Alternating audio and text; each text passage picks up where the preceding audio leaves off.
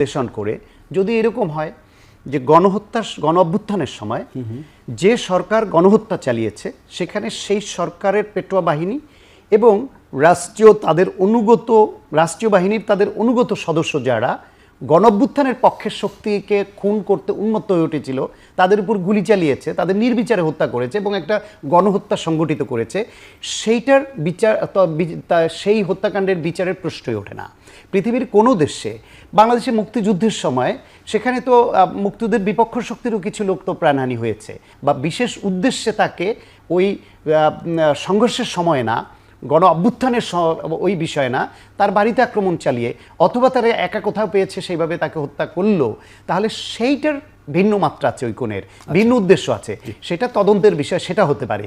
কিন্তু all and অ্যাভারেজে আপনি যদি এইভাবে আনেন যে গণ অভ্যুত্থানের সময় যে পুলিশ সদস্যরা বা অন্য কোনো বাহিনীর সদস্যরা তারা গণ অভ্যুত্থানের শক্তির উপরে অন্যায়ভাবে গুলি চালিয়ে হত্যা করতে গিয়ে যে সংঘর্ষ হয়েছে এবং এই সংঘর্ষে তাদেরও প্রাণহানি হয়েছে, সেটা একটা ভিন্ন বিষয়। এইটা পৃথিবীর অন্য কোনো দেশে এরকম নজির নাই যে গণহত্যাকারী এইরকম পরাজিত শক্তি তাদের কে হত্যাকাণ্ডের শিকার হয়েছে সেটার তদন্ত হয়ে যাদের দ্বারা হত্যাকাণ্ড সংঘটিত হয়েছে তার বিচার আওতায় নেয়। এই হত্যাকাণ্ড কোনো ব্যক্তি বিশেষের না, এটা গণ অভ্যুত্থানের পক্ষের শক্তির ঐক্যবদ্ধ দলের হাতে রক্তাক্ত 15ই আগস্টের আপনার যেই শোকাতুর ঘটনা আপনি চিন্তা করুন, 81 সালে রাষ্ট্রপতি জিয়াউর রহমানের হত্যাকাণ্ডের কথা আপনি চিন্তা করুন, যে এই যে হত্যাগুলো হয়েছে এগুলো তো ইন্ডিপেন্ডেন্টলি দেওয়া হয়েছিল, এবং এই যে আপনার 15ই আগস্টের চিহ্নগুলো, গুলির চিহ্ন ইত্যাদি, কিভাবে এই অন্তর্বর্তীকালীন সরকার এটাকে ভেঙে দেওয়ার চেষ্টা করলো? এটা কি শুধুমাত্র একটি বাড়ি ভেঙেছে? ওই যে একটি 24 জন বা 22 জনের যে মৃত্যুর ঘটনাটা, সেটা ইতিহাস থেকে মুছে দিতে হবে। এবং এই যে এই বিষয়গুলো, আজকে যে 24-এর যে ঘটনা, এই গণ অভ্যুত্থান, এটা একটা ঐতিহাসিক একটি ঘটনা, কিন্তু আমরা দেখতে পেয়েছি যে উপদেষ্টা সাখাওয়াত সাহেব কিন্তু বলেছিলেন যে স্নাইপারগুলির কথা। এরা কারা? এই দিনের যে লড়াই, কোটা বিরোধী আন্দোলন কোন পর্যায়ে চলে গেল, সেখানে বিক্ষুব্ধ মানুষ জড়ো হলো এবং সরাসরি পেটোয়া বাহিনী, সরকারি পেটোয়া বাহিনী গুলি করলো, সেখানে হয়েছে, ঘটনা তো একদম পরিষ্কার। কিন্তু তার আগে পরে সেইখানে অন্য কেউ জড়িত কিনা কিন্তু তারা ছেড়ে দেবে না, এমনকি একটা সময় আওয়ামী লীগও ছেড়ে দেবে না। কিন্তু সেই আওয়ামী লীগ কী করে ফিরবে এবং যারা আছে তারাই বা কী করে ফিরবে? কিন্তু এটাও ঠিক যে আওয়ামী লীগের মধ্যে আমরা কোনো অনুতাপ কিংবা কোনো সেই রকম কোনো কিন্তু তাদের কণ্ঠস্বরে আমরা পরিবর্তন লক্ষ্য করিনি। সেই রকমই তারা হুমকি ধামকি কিন্তু অনলাইনে দিয়ে বেড়াচ্ছে। কাজে এই সব বিষয়গুলো আগামী দিন, আপনি যেমন বললেন বসন্ত আগামী গ্রীষ্মে কী আকার রাজনীতি ধারণ করে, এগুলা ব্যাপক ব্যবহার হয়েছে। ওই জায়গা থেকে কোনো কমেন্ট আপনি করবেন কিনা আওয়ামী লীগের ফেরা নিয়ে? রিকনসিলিয়েশন তো তার জন্যই যে ভুল স্বীকার করে মাপ চাই। আচ্ছা ভাই, আমি এটা ঠিক হয়নি, আমি আর এরকম করব না, তোমরা আমাকে গ্রহণ করো। আওয়ামী লীগের পক্ষ থেকে তো সেটা বলেও নি, বলবেও না, সে অ্যাটিচিউডও নাই। ফলে রিকনসিলিয়েশনে এইভাবে দলগতভাবে আওয়ামী লীগ আসবে কিনা বা আনা যাবে কিনা সেটা বড় সংখ্যা রয়ে গেছে। 1971-এর মুক্তিযুদ্ধের পরে সেই মুক্তিযুদ্ধে বিজয়ী শক্তি তারাও তো পরাজিত শক্তির সবাইকে এক কাতারে দূরে ঠেলে দিতে পারেনি, সংখ্যায় তখন এত বেশি না হওয়া সত্ত্বেও। চিহ্নিত অপরাধে যারা অপরাধী, ফৌজদারি অপরাধ করেছে তাদের বিচারের আওতায় রেখে বাদীদের জন্য সাধারণ ক্ষমা ঘোষণা করা হয়েছিল। শহীদ প্রেসিডেন্ট জিয়াউর রহমান এসেও আবার দেখলো যে রাজনীতি নিষিদ্ধ করে রাজনীতির বাইরে এরকম একটা শক্তিকে রেখে সমাজে বিশৃঙ্খলা বাড়বে বা অন্যদিকে এটা ডাইভার্ট হতে পারে, তো তাদেররা যদি গণতান্ত্রিক রাজনীতি করে মানুষের সমর্থন পায়, অসুবিধা কি? রাজনীতি উন্মুক্ত করে দিল বহুদলীয় গণতন্ত্রের আওতায়। ঠিক একইভাবে এখন আওয়ামী লীগের আওয়ামী লীগের যে সদস্যরা এই ধরনের কোনো অভিযুক্ত না বা তারা বিচারের আওতায় আসবে না, তারা একটা বিশেষ প্রক্রিয়ার মাধ্যমে নিবন্ধনটা তাদের দিয়ে দিলে তারা নতুন করে নতুন রাজনীতি যদি শুরু করে, সেটা বাধা দেওয়াও খুব সহজ ব্যাপার নয়। কারণ এত বড় একটা শক্তিকে আপনি বাইরে রেখে দেশকে এগিয়ে নিয়ে যাওয়া সেটা যে সম্ভব নয়, সেটা 72 সনে শেখ মুজিবুর রহমান উপলব্ধি করেছিলেন। যেটা এটাও একটা গবেষণা, রাজনৈতিক গবেষণা দরকার যে কিভাবে আওয়ামী লীগের নিরপরাধ গোষ্ঠী তারা নিয়মতান্ত্রিক রাজনীতিতে ফিরতে পারেন। তার আগে যারা অপরাধী তাদেরকে আইসোলেট করতে হবে, তদন্তের মাধ্যমে আইসোলেট করতে হবে। মাহবুব ভাই, আপনি একটু বলবেন, যেমন ভাই বলেন যে বড় শক্তিকে আসলে বাইরে রেখে এইভাবে দেশের ডেভেলপমেন্ট ওইভাবে করা যায় না, ব্যাখ্যা দিয়েছেন তিনি। আমার মনে হয় এই কথার সাথে অবশ্যই আমি একমত। সাথে আরেকটু যুক্ত করতে চাই, দেখুন যে বিশ্বের বিভিন্ন জায়গায় ডানপন্থার একটা বড় ধরনের বিকাশ দেখা যাচ্ছে।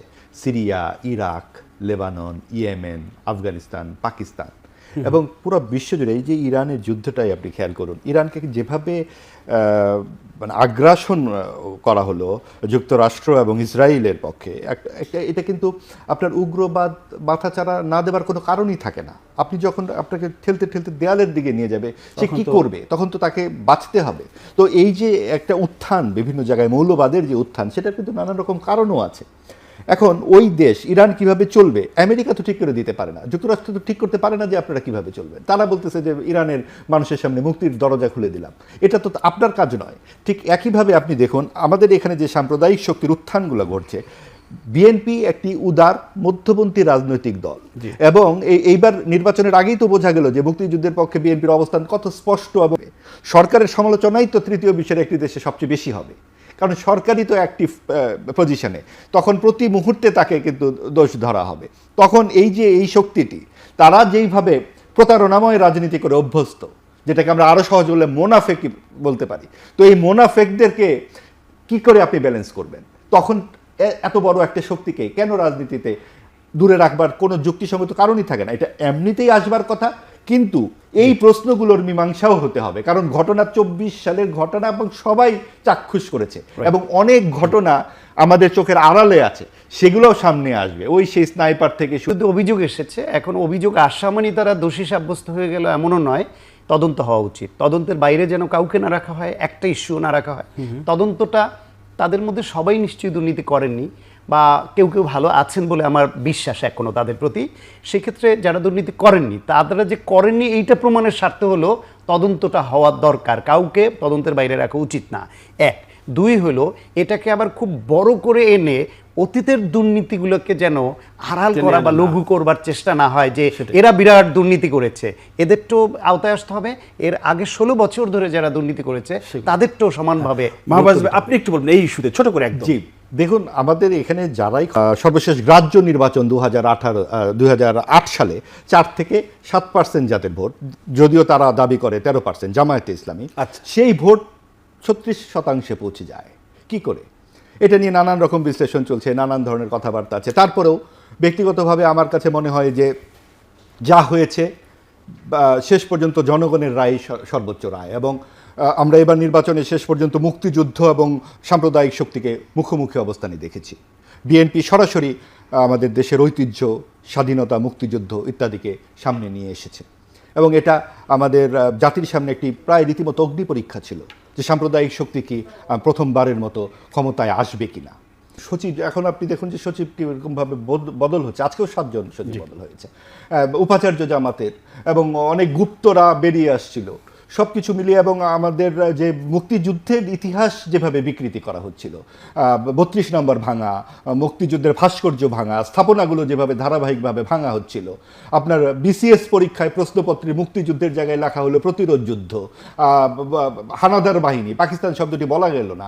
এই সব কিছু কিন্তু ডানপন্থাকে এক ধরনের প্রশ্রয় আমরা দেখি। গণমাধ্যমে হামলা, ছায়ানটে হামলা, উদীচিতে হামলা, সেখানে নির্বিকার সরকার, যেই সরকার উদীচি বা ছায়ানটে হামলা ঠেকাতে পারে না, সেই সরকার এত নিশ্চিদ্র একটি নির্বাচন করে কি করে? তার মানে সরকার চাইলে তো পারে। সরকারের যেহেতু একটি সেফ এক্সিট দরকার ছিল, সেই জন্যই কি এত চমৎকার একটি নির্বাচন তারা করলেন? অন্তত সেই দিন তো আমরা চাক্ষুষ কোনো নিরাপত্তা জটিলতা দেখিনি। এবং তার মানে এখানে একটা সরকার একটা বড় ধরনের ক্রিয়াশীল একটা ব্যাপার ছিল। তারপরেও এই সব কিছু মিলে আওয়ামী লীগের অনুপস্থিতি একটা বড় ব্যাপার ছিল। আওয়ামী লীগের একটা বড় ভোট, তারা কাকে ভোট দিয়েছে আমরা তো জানি না। সব কিছু মিলিয়ে যা হয়েছে, এবং এই যে গণভোটের যে বিষয়টি আপনি আনলেন, এই এবং সবসময় তাদেরকে আলাদাভাবে বিভিন্ন প্রায়োরিটি দিয়েছে। তো সেই ক্ষেত্রে তারা যখন গণভোটকে সামনে নিয়ে এসছে, গণভোট তো আসলে এক ধরনের গণতামাশাই ছিল।